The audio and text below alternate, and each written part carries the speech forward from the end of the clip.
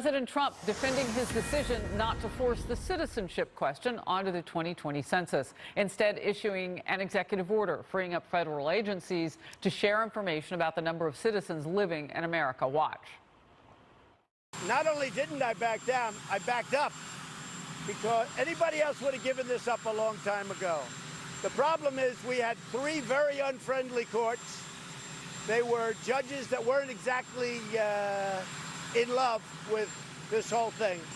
So I asked, is there another way? And somebody said there's a way that might be better. It might be more accurate. They explained it. I said, then what are we wasting time? We're going to be in court for the next 2 years. And I want to bring in Mike Gonzalez, senior fellow at the Heritage Foundation, covering census and identity politics. And before we even get started, we may have to break away for breaking news that's about to happen that we're watching on Capitol Hill.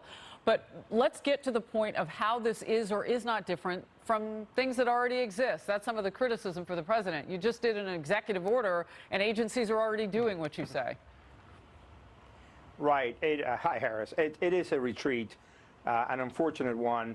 It would have been better to have the question in the census. The citizenship data would have been much better, more complete. There's no way that gathering the information from the agencies can make up for having the question on the census. Now, when you say a retreat, why do you word it that way?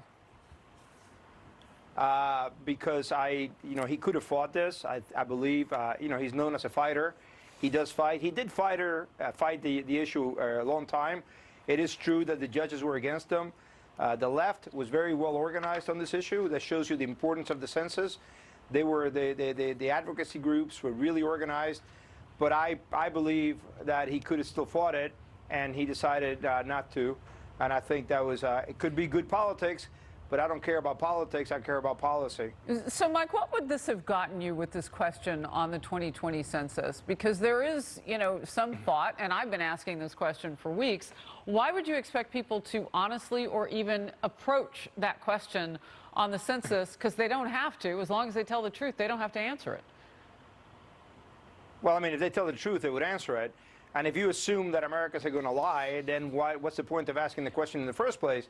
I think that you do ask the question for two reasons. Very quickly, you get data that would allow states to apportion seats according to not total population, but citizenship population.